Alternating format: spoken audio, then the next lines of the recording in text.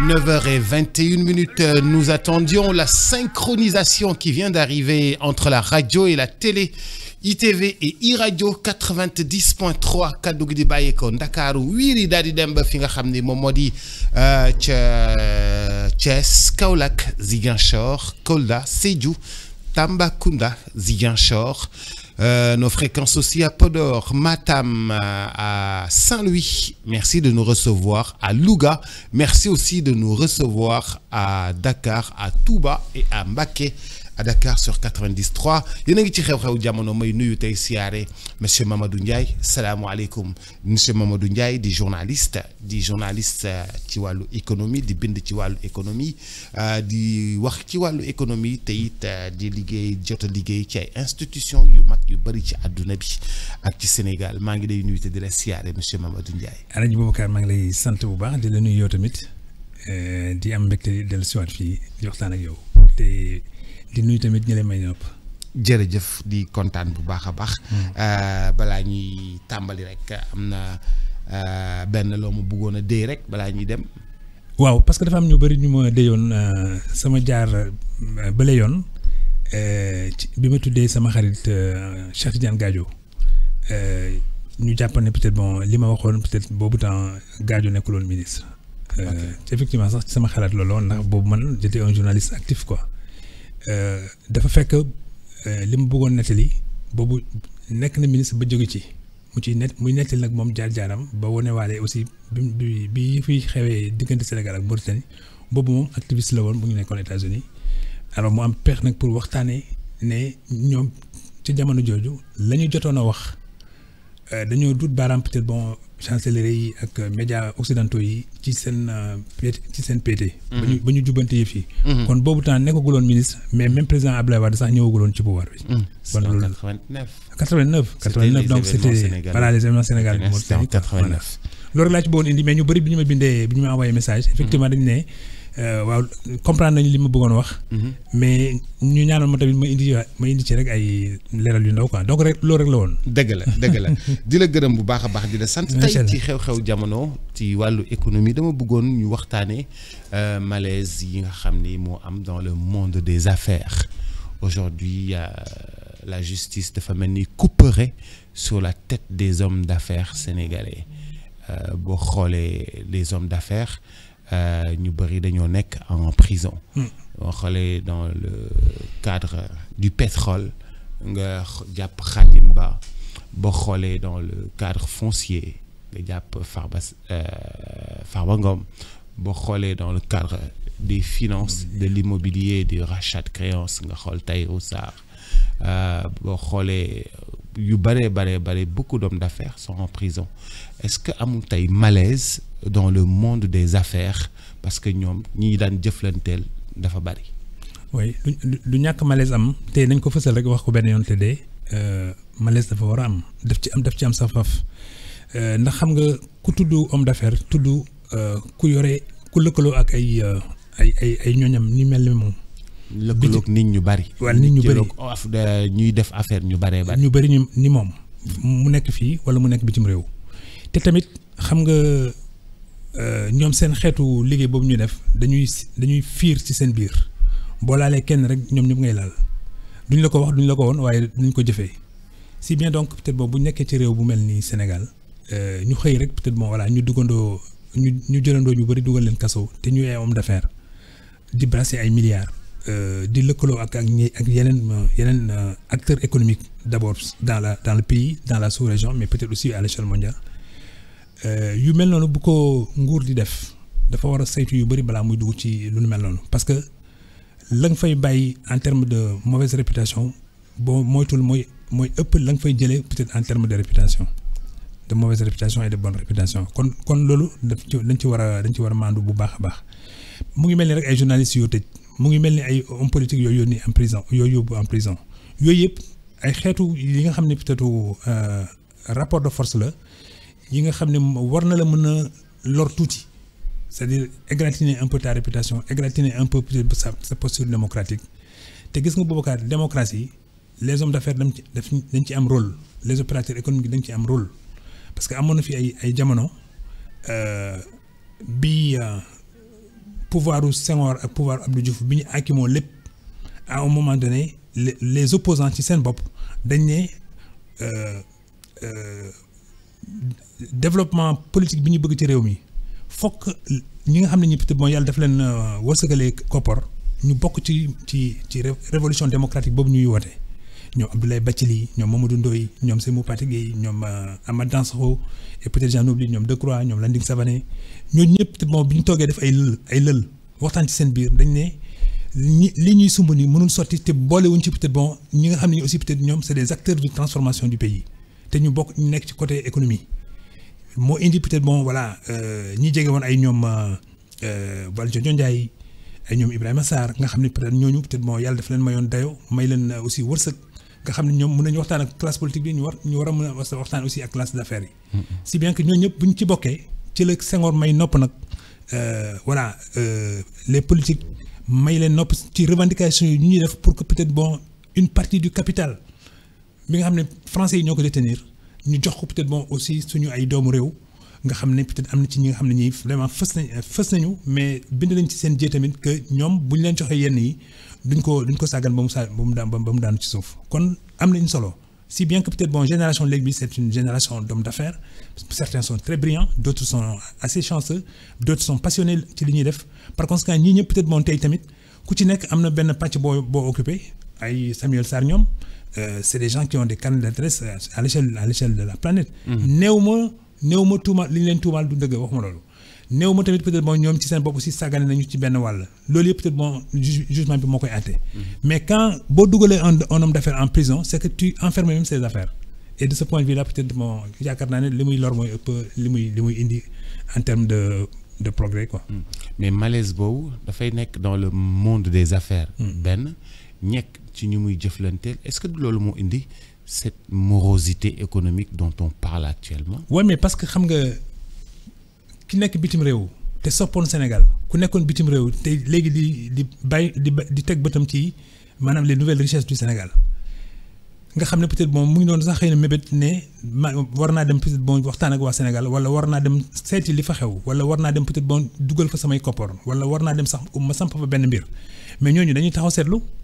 parce que ñooñu dañuy ne attention mais puisque maintenant c'est les nationaux eux-mêmes la ñuy sonal nii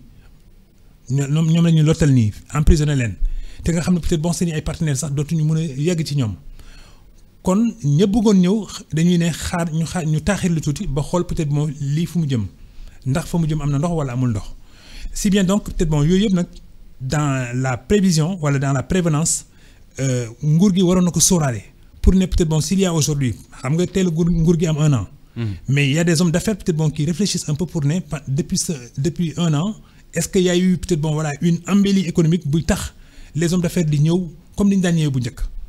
est-ce que peut-être bon il y a un engouement autour des affaires est-ce qu'il y a eu un élan bi nga xam ne bi peut-être bon voilà affaires yi pétrole bi gaz bi parce que loolu day xëcc comme lem ni lem di xëccee ay weñ noonu la ay yenn business yi di xëccee aussi les businessmen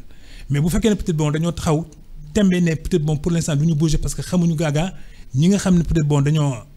leen di àtte au niveau de la justice lan lay juri ëllëg avant ñoom ci seen bopp ñuy ñëw si bien que ñoom du ñu nekk fii peut-être bon di def comme les hommes politiques di def ay déclarations ay conférences de presse di def ay tract di bind wala peut-être bon di dem di defi ay voilà ay marches dans les rues les hommes d'affaires d'abord ils n'aiment pas le bruit mais quand même seen action moo gën a gaaw a feeñ que l'action d'un homme politique en termes d'éclat en termes peut-être bon voilà d'impact donc ñu bëri ci hommes d'affaires yi nga xam ne peut-être bon dañu bëggoon lëkkaloo ak Sénégal très certainement connaissant un peu ces milieux-là ils sont dans une certaine réticence et dans une certaine prudence. foofu bu ñu jotee loolu. ñooñu bu ñu taxawee. les hommes d'affaires ñi waroon ñëwuñu ñi doon def business ñi ngi prison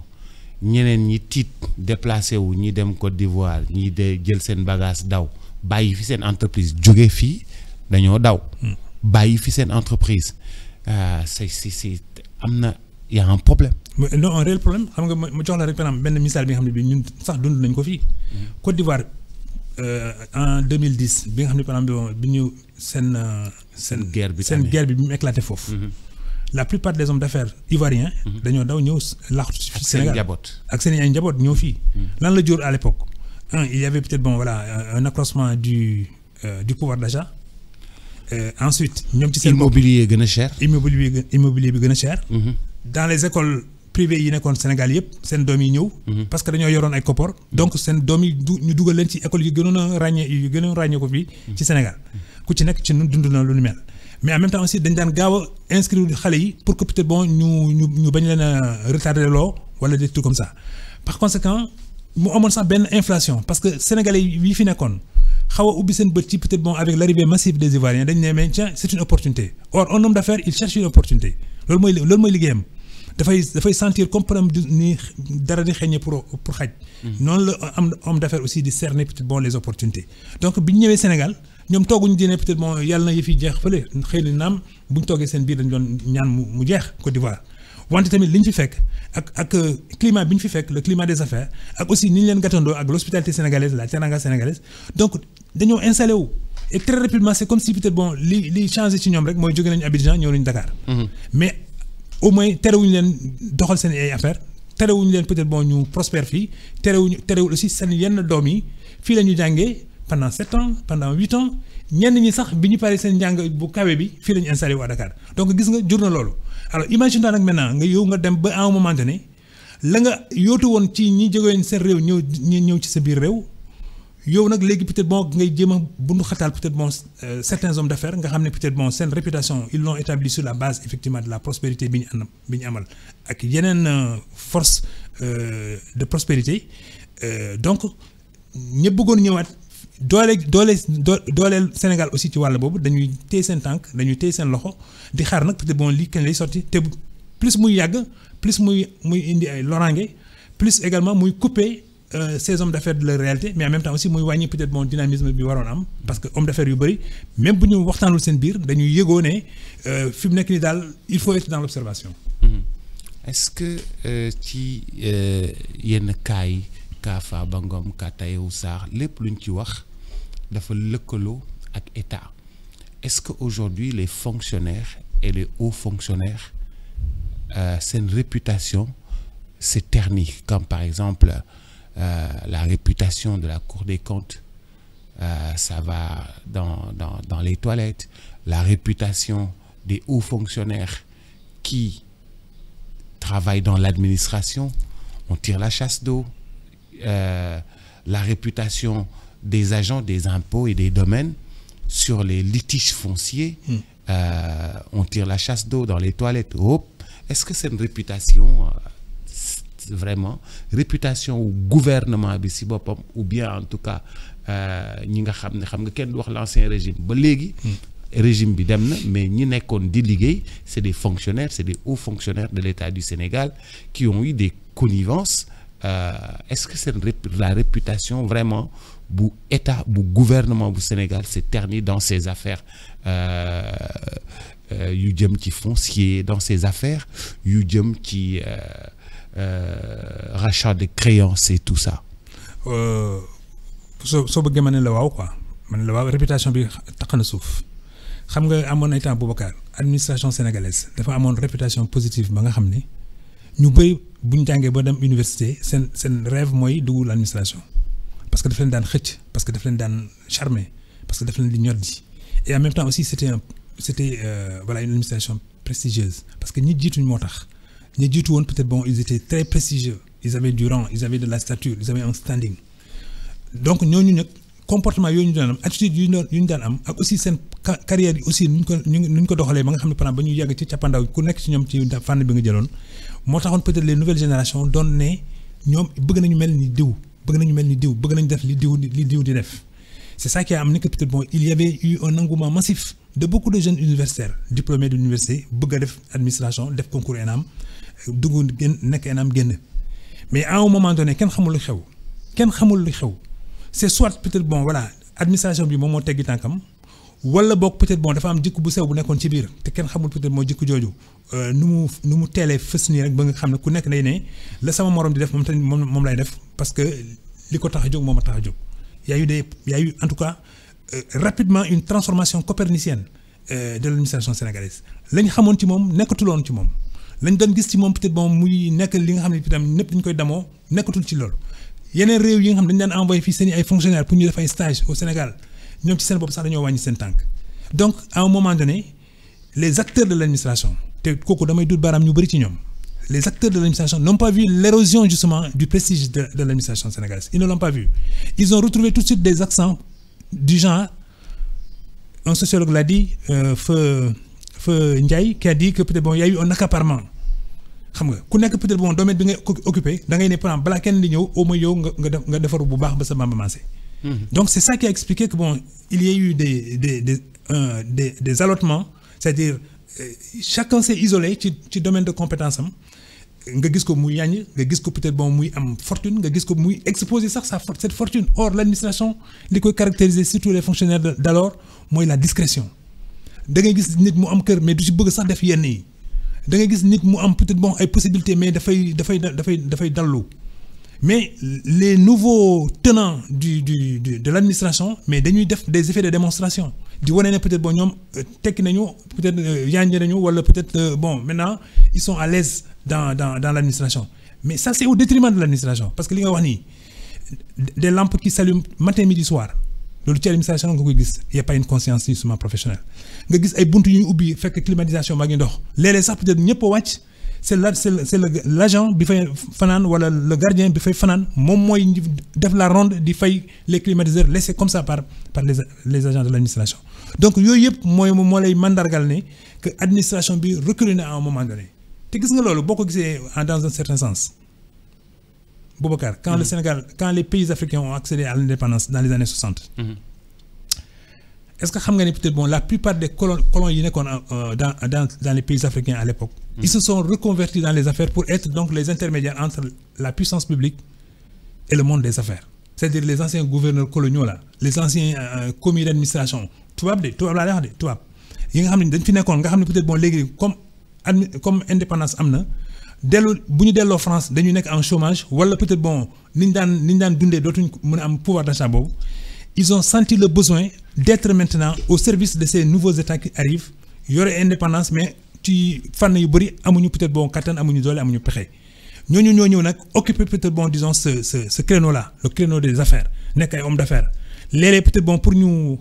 xaw a mën a jàll ñu ñoddi benn Boubacar Diallo def ko seen wet nga xam ne peut-être à la limite bu beneen sénégalais gisee tubaab di ànd ak un sénégalais dina rus tubaab boobu ngir ndax sénégalais boobu wala dina fonk sénégalais boobu à cause du tubaab boobu gis nga. Donc ces tubaab là ils ont occupé des positions ba fii ba RDC ba ay RCA nekk dans le diamant nekk dans l'or le cobalt nekk dans le manganèse nekk dans la bauxite fële en Guinée fu nekk lañ fa nekkoon ñooñu nag biñ ci toogee des décennies après ils ont transféré petit à petit les pouvoirs parce qu'ils vieillissaient ils transféraient le pouvoir peut-être bon maintenant à des Libanais qui arrivaient eux aussi pour être des intermédiaires ñoom it ñu xaw a ubbi seen gët ci yeneen opportunité c'est toujours le monde des affaires ñoom Libanais yi bi ñëwee aussi ñu ubbi yeneen opportunité mais xaw a def tuuti li tubaab yi doon def ba à un moment donné bi ñu demee maintenant ba am la couleur locale ñoom nag aussi ñu gën a samp di ut nag des terres aujourd'hui c'est des propriétaires fonciers mais comme si peut-être bon voilà ay doomu réew mi lañu partout nag en Côte d'Ivoire ils sont dans les plantations au Sénégal ils sont aussi dans le négoce à un moment donné après ils ont migré vers l'industrie léegi nag peut-être bon voilà gis nañu maintenant ils doivent être dans le grand capital donc loolu yëpp moo lay wane rek à chaque fois que un cycle économique s'ouvre ñoom ñu nga ca bu cycle boobu demee peut-être bon bay xaw a xomaat ñu tegg seen tànk demaat ci beneen cycle wala ubbi ko ñu ñëw fa fës et ils seront toujours les premiers à y être. Climat des affaires xam nga loolu la ñu ubbee tey. climat des affaires ndax c'est serein ndax am na sérénité actuellement. mais sérénité mënu ci am parce que sérénité mu ngi doon am fekk peut-être bon voilà on dit ok il y a des soupçons qui sont pesés qui pèsent sur un certain nombre d'hommes d'affaires on dit ok il y a des soupçons mais ils viennent ils s'expliquent mais on ne ferme pas peut-être bon aussi leurs entreprises on ne bloque pas peut-être la cadence de leurs entreprises on ne bloque pas peut-être bon aussi initiative ak déploiement yi ñu doon am xëy na peut-être bon voilà justice comme on a des magistrats yu xarañ on a peut-être bon des procureurs ici yi nga xam ne peut-être bon qui sont à cheval sur les dynamiques sociétales loolu yëpp peut-être bon ñoom bu ñu boolee seen xam-xam boobu ak seen expérience boobu war nañu mën a xool naka la ñu mën a jëflante ak ces hommes d'affaires qui sont épinglés fekk nekkul ñu leen di tëj ci ay kaso te nga xam ne kenn xamul lu mu leen di jural ëllëg parce que bu ñu génnee tamit ñenn ñi moralement ils vont être atteints ñenn ñi psychologiquement ils vont être affaiblis ñeneen ñi aussi peut-être bon voilà ils vont perdre beaucoup d'affaires parce que ils n'auront plus la confiance de seen ay partenaires donc il y aura une sorte de renversement des choses ba nga xam ne peut-être bon ñeneen ñooy ñëw te ñooñu balaa ñuy eggaat ba fi ñi yeggoon ñoom aussi ils vont faire du chemin et kenn xamul peut-être bon ci diggante bi lan moo leen di fànq wala lan moo leen di tere yegg ci fa ñu bëgg yegg. tey kon dérèglement am na donc. mais clairement dérèglement y a un dérèglement xam nga parmi ceux qui sont emprisonnés aujourd'hui tu sais qu'il y en a un qui a payé les salaires à la place de l'État qui a prêté de l'argent à l'État pour mu fay ay salaires parce que dañu tolloon ci diggante à un moment donné. du ma wax kan ci ñoom mais am na kenn ci ñoom pour def loolu. xam nga kooku ci ñi jàpp nii am na kenn ci ñoom effectivement à un moment donné l'État bi mu nekkee ci ay difficultés soññ na ko peut-être bon pour mu jàppale leen ci paiement salaire yi mais loolu day nekk peut-être bon aussi voilà des compensations d'une façon ou d'une autre entre hommes d'affaires et l'État loolu day am parce que l'État xam na la puissance financière de certains hommes d'affaires loolu lu leer la ensuite xam na aussi moom en tant qu'État lu mu yoral peut-être certains hommes d'affaires sur les appels d'offres sur les marchés exécutés sur peut-être bon aussi les contrats léonins yooyu day am mais donc ñoomi neen la seen biir xamante nañu peut-être bon pour bu ñu loofee léeg-léeg fan la ñuy dem peut-être bon pour ñu abal leen lii wala ñu abal leen lii te li may wax nii njëkkewul ci état sous Abdou Diouf wala sous Abdoulaye Wade wala sous Macky Sall. état yi fi jaar yëpp à un moment donné lëkkaloo lañu ak ay des hommes d'affaires yu xewoon ca jamono yooyu. on dit que Djily Mbaye par exemple état mus na soxla mu fayal ko ay salaire am. on le raconte. on est dans cette tradition. ba fi mu nekk nii dañ koy raconter ah. non c'est je veux dire xam nga firnde yooyu dina am ay traçabilité état bi dina toll à un moment donné aussi où peut-être bon les rentrées ou les recettes ne sont pas à hauteur des prévisions dina fekk aussi peut-être bon ñenn ñi à la limite si on les sollicite compte tenu peut-être bon li leen état bi yoreel wala état bi peut-être bon yeneen marché yi muy lancé gars yi dañ ko bëgg a yóotu yooyu yëpp day tax. les hauts fonctionnaires de l'administration bu ñu defee peut-être bon seen ay simulation war nañu mën a ne peut-être bon voilà en termes de prévision mois tel dinañu loof tuuti mais balaa ñu yegg ci mois boobu nag xëy na peut-être bon bu ñu fagaroo kenn ci ñi nga xam ne peut-être bon borom barke lañu war nañu mën a lëkkaloog moom pour peut-être bon mu xool nag la ñu mën a kii ñoom ñoo xam nag peut-être bon voilà entre eux comment ils organisent maintenant cette transaction-là mais c'est-à-dire que pour le commun des Sénégalais rek da nga leen di ne rek bon diw lebal na xaalis. nguur gi mu fayee ko lii wala mu fayee ko lële foofu rek nga koy tënkee. mais lay nekk ci biir ñoom ñoo xam ay termes de compensation wala ñoom ñoo xam peut-être bon voilà yoral naa la bor fii yoral nga ma bor fii lebaloon naa fi diw bor génne ko ci lii wala defee ko ni ainsi de suite ça maintenant c'est eux dans eux et je crois que ils n'ont pas intérêt à ce que peut-être bon voilà ña yoroon kattan boobu ña yoroon doole boobu ñuy gis ne peut-être bon ñooñu seen doole mu ngi wàññeeku. wala seen dayo mu ngi peut-être bon voilà nërmeelu. ça c'est pas bien. Dans tous les pays on protège les chefs d'entreprise dans tous les pays on protège justement les puissances d'argent gis nga peut-être bon des fois même les puissances d'argent day dem ba su fekkee ne c'est entre état et état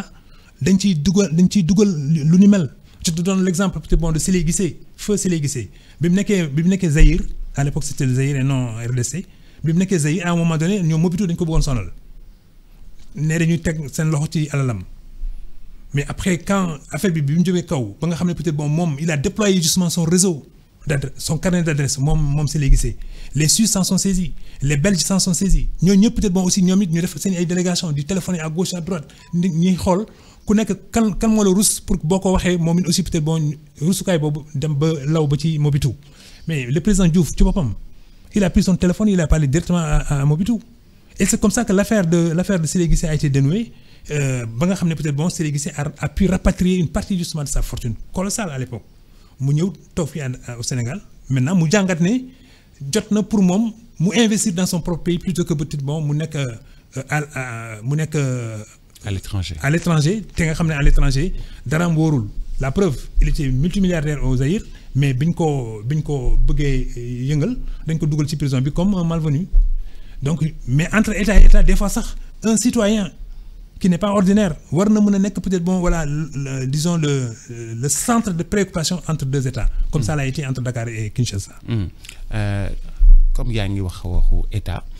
ci État ba kenn ci ñoom je donne l'exemple de Tahirou Sarr on raconte qu'il a 8000 hectares dans la vallée prétendu acheter à Kao feu l'écrivain Cheikh Ahmadou Kane si noonu la de mooy Kao mooy ci moom la ko waaw ci moom la ko jënde et tout ça jëndee ko ci moom et aujourd'hui on voit des gens qui viennent d'Asie qui exploitent la terre qui ont 1200 hectares on voit des Italiens avec qui l'actuel gouvernement a signé sur des 2000 hectares, des 3000 hectares. Comment on peut favoriser des étrangers et refuser ça à des Sénégalais? Mais l'ultimate, puisqu'ils en sont à une année de leur arrivée au pouvoir, yu mel noonu puisque fii lañ ko fekk fii. Souviens-toi justement de l'affaire des Marocains yu bëggoon nekk dans la vallée du fleuve Sénégal vers le Podor là à Doha dafa naroon jur sax musiba mais je pense que voilà ñoom Macky Sall ñoo xaw a nëpp l'affaire bi ba finalement peut-être bon ñu ne na Marocains yi teggi tànk parce que fitna bi muy jur jaralu leen peut-être bon ñuy jox Marocains yi lenn li nga xam ne peut-être bon daraam réglé wul. La question foncière. Boubacar c'est une question à enjeu te nguur gu nekk ñam na ci tuuti ni mu weexee kaan yi par conséquent man li ma jàpp mooy ne que ña defaroon la loi sur le domaine national ñi nga xam ne loolu mooy seen foofu lañu gën a xarañ war nañu dellu si bu fekkee ne par exemple yàlla may na leen ba tey ñuy dund. war nañu dellu si tey peut-être bon voilà gën a xóotalaat la loi là. ñoom maître Doudou Ndoye. d'accord am na ñu leen jiitu sax ndeysaan. donc nga war a xam ne peut-être xëy na ñooñu jëm nañu mag ñooñu peut-être ak Souran mi fi nekkoon yàlla na ko yàlla yërëm. ak ñeneen ñi nga xam ne ñëpp dañu liggéey ci suuf ci jàngat. man am naa yaakaar ne peut-être bon voilà bu ñu liggéeyaatee bi yoon puisque un des préceptes justement de la constitution dit que nul n'est censé ignorer la loi c'est amul benn doomu aadama bu nekk Sénégal bu war a dumóoyu lu constitution réewam wax kon kay donc ñoom it bu ñu tëggee une nouvelle constitution tëgg tamit peut-être bon une loi foncière ñi nga xam ne ñoom ñoo gën a nekk en relation directe avec la terre mooy d'abord le monde paysan le monde rural ensuite et puis peut-être bon tous ceux qui sont héritiers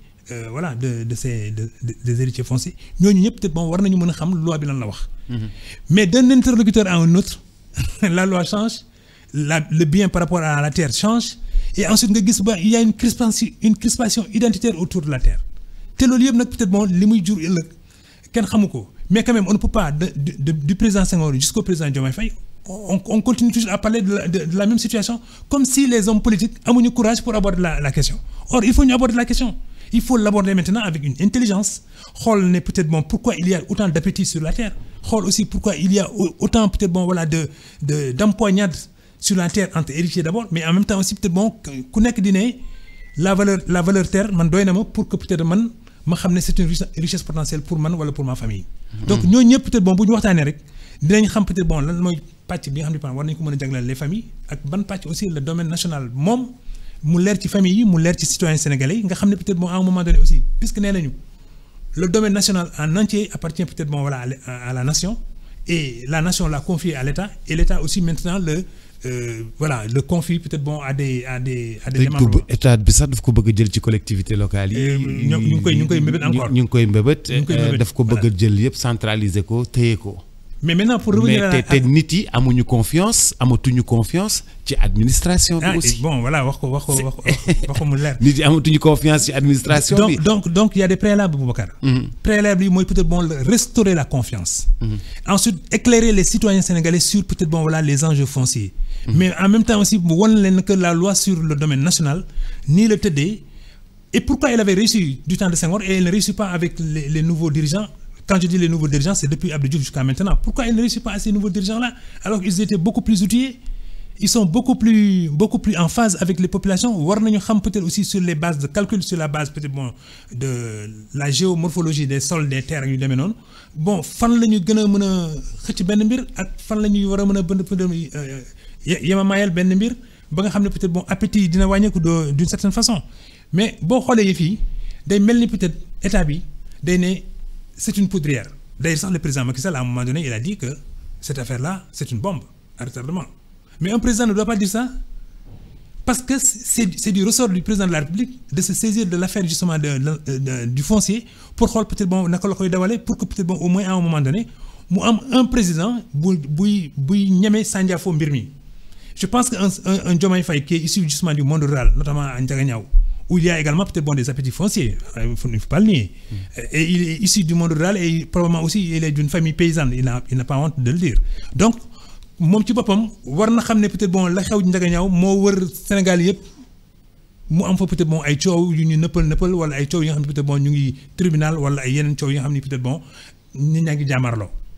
kon kay moom peut-être s'il veut peut-être au moins qu'il y ait sur son compte un actif très positif, il faut que peut-être la question foncière soit réglée et définitivement. Mais maintenant li nga wax nag sur les étrangers qui ñuy jox terre man de ci sama dans mes rêveries solitaires doon naa bëgg peut-être que ñuy xool les Sénégalais les plus nantis ñu leen di jox suuf ñu koy liggéey parce que Boubacar. su dee mën nañ ko te duñ ko jaay. duñ ko morcelé. Non mais loolu ay conditions yi xam ne mën nañ ko duñ ko morcelé. loolu ay conditions non loolu xam nga ñi koy def ñëpp peut-être ñi nga xam ne ñi seen loxo jotul seen ginnaaw rek ñooy tappale noonu jot suuf ba pare di ko morcelé di ko jaay. gis nga Boubacar le feu premier ministre éthiopien Zenawi. ba chinois yi ñëwee ne peut-être dañu bëgg jënd ay terres yu bëri après mënu leen dem leen ngeen xool ci biir Éthiopie yëpp fan ngeen bëgg ñu may leen suuf chinois yi ñoom ils n'ont même pas attendu midi à 14h dañ génn rek ñoom fii la ñu bëgg premier ministre ne xam naa leen fa ñu bëgg nag foofu dañ ma koy bàyyil pour par exemple man ma jox sama waa dëkk léegi nag man kaay la ma wax leen fan laa bëgg ma may leen fa suuf le premier ministre Zenawi a regardé les terres les plus arides les plus sèches nga xam ne la pluviométrie est presque en deçà de la moyenne nationale mu ne gars yi par exemple fii laa leen bëgg a may parce que dégg naa yéen da ngeen xarañ lu ngeen laal rek par exemple vous le transformez en or kon nag pour ngeen won ma exemple nekk li ñuy wax ci yéen mu ngi ci yéen kaay la ma may leen suuf si vous le transformez ma xam ne peut-être yéen yàlla am kàllaa ngeen mais il a été un fin négociateur mu gis chinois yi mu jaral ko mu def ay visites yu ay yoon wala mu accueillir ay yoon aussi des dirigeants chinois ba finalement chinois yi bi ñu étudier les sols fii leen Zenawi yi wax am dégg naa sax ci yooyu tànk bay xaw ma. yooyu bay que Zenawi bi mu leen joxee suuf ba pare il a regretté parce que chinois yi dañ ca découvrir leneen la ñu foogaloon ne mu nga fa tellement ils ont transformé ces terres là et ils les ont rendues prospères ba nga xam ne peut-être aujourd'hui tey Zenawi nelaw na yàgg na wante Éthiopie ba tey day tirer profit de ces terres qui ont été mises en valeur justement par les Chinois. Man je pense qu'un chef d'État, un gouvernement, un État, c'est comme ça, il doit être dans l'anticipation, dans la prévenance. Di xool peut-être voilà naka lay lëkkaloo ak ñeneen. Si les Marocains veulent venir, ils n'ont qu'à venir, mais on discute avec eux carte sur table. Si les Chinois veulent venir, ils n'ont qu'à venir, on discute carte sur table avec eux. Ku nekk ñu jox la benn pàcc. Mais la gën a baax ci suuf si nag ñu bàyyil ko nag au moins les paysans ñu bàyyil ko peut-être les latifundions sénégalais ñu bàyyil ko peut-être ñi nga xam ne ñi ay laman lañu te am nañu kattan te ku nekk nag ñu jox ñu bindante ak yow charte ne la lii ak lii la ñu xaar ci yow lii ak lii aussi état bi peut-être boo ko xaaree ci moom mu jox la ko si bien que peut-être voilà loolu deal boobu bu doxee rek ku nekk dina def li ko war te jàmm na ñooy mais ici on dit aux Marocains on va leur donner 40 000 hectares dans le Fouta 40 000 hectares mais à l'échelle peut-être d'un petit village qui ne fait même pas 8 000 habitants ñu ne peut-être jël nañu 40 000 hectares jox nañu ko benn diw mais ça tombe des nues donc ça n'a pas été précédé par une explication gouvernement bi jiitalul peut-être la comment on appelle le dialogue social jiitalul peut-être une explication pédagogique jiitalul dara dafa xëy rek ne peut-être gars yi marocains yi ñëw ak seen i sac ne peut-être li ñu leen dagal a ngi nii kon léegi ñu ngi ci def ay barbelés mais population yi ne non on est en train de spolier leur terre ñoom ci seen bopp aussi peut-être suuf soosu ñu amuñu kattan pour transformer ko liñ ci am rek mooy peut-être sama suuf maam la te loolu sax aussi wóorul am na ay agronome yu bëri yu weddi ne prétention yi ñenn ñi am ci suuf si du dëgg du yoon mais nag puisque personne ne vient pour régler cette question là elle reste en suspens donc ku nekk par exemple day yóotu ne suuf si sama suuf la. mais suuf soosu bu fekkee ñun mënuñu ko toppatoo su du ñu bàyyi ñeneen toppatoo ko ñu tirer ci profit. idéalement noonu la waroon demee mais xam nga man suuf soosu sax man je me dis c'est tuuti quanti par rapport aux 240 000 hectares yu nekk peut-être sur la vallée te nga xam ne waroon nañu leen def mettre en valeur gis nga bu ñu mettroon en valeur suuf soosu rek les 240 000 hectares. dina wàññi sax appétence bi nit ñi di am ci suufu paysans yi parce que boo ko mettre en valeur ñu bëri dinañ ñëw liggéey ci 240 000 hectares yi ensuite 240 000 hectares yi dina produire ba nga xam ne peut-être ka ca bokkul wala ka ca boolewul suufam moom mooy perte dans un certain sens parce que au moins quand même les terres qui ont été mises en valeur dinañ produire n'importe quelle variété culturelle dinañ produire ba nga xam ne peut-être bon dinañu gunaanaat ensuite les populations dinañ am des revenus accrus dinañ am une stabilité sociale seen doom yi dinañ jàng il y aura de la mécanique un peu partout et il y aura également des ouvriers agricoles mais richement dotés en qualification donc loolu yëpp bu ñëwee ci benn réew à un moment donné peut-être bon ñe dina woon ne lii sama suuf maam la dinañ fa toog mais duñu gis kenn kuy ñëw di jël ci seen suuf soosu parce que déjà on a mis en valeur 240 000 hectares mais c'est parce que l'État tarde à mettre en valeur ces terres-là que peut-être bon voilà les gens aussi ils se recroquevillent sur les petits patelins yi ñuy am à gauche à droite et foog ne peut-être bon voilà loolu rek c'est un patrimoine certes c'est un patrimoine mais à l'échelle d'une nation mais c'est absolument rien parce que depuis la nuit des temps ñooñu ñëpp di revendiquer ne peut-être bon seen maam ñoom moomoon loolu mais ils ne l'ont pas mis en valeur et dans le Jolof tout comme dans le Njambur mais où sont les familles qui revendiquaient que bon suuf soosu yëpp seen maam ñoo ko moomoon parce que quand le sol s'est dégradé deux quand le sol est devenu c'est appauvri ñi doon ne lii suñu suuf maam la mais déggatoo leen ñuy jàmbat loolu parce que ce sol là il n'a pas été amendé pour l'enrichir à nouveau te la plupart aussi ont subi l'exode rural mooy par exemple les njàmbur yi ngay dégg ñu ngi à l'étranger mooy peut-être aussi peut-être bon dans la vallée du Nil dans la vallée du Fouta ñooñu ñëpp à un moment donné ils se sont considérés comme étant en perte de vitesse parce que simplement suuf si dem na. Voilà. Alassane bi may wax j'ai dit kaw non. Oui, kaw. Non, j'ai dit feu. Non, c'est pas feu, c'est kaw. Il est encore vivant. Oui. Te moo gën ci moom sax ndeysaan. Oui, Cheikh Hamidou voilà. maa ngi jégalu. dégg ma kon su ma ko déggoon ma. nga rectifier ma. dëgg la jeex na dafa gaaw. te waxtaan wi neex lool. non li ñu ciy yokk rek mooy que peut-être bon Cheikh Hamidou Kane grande figure. de ce pays. ci plan boo jël nag. dëgg la. il a accompagné les Mamadou Dia. Enfin c'est un compagnon des Mamadou Dia pour le dire plus clairement comme ça. ndeysaan. Ensuite il a été un fonctionnaire international.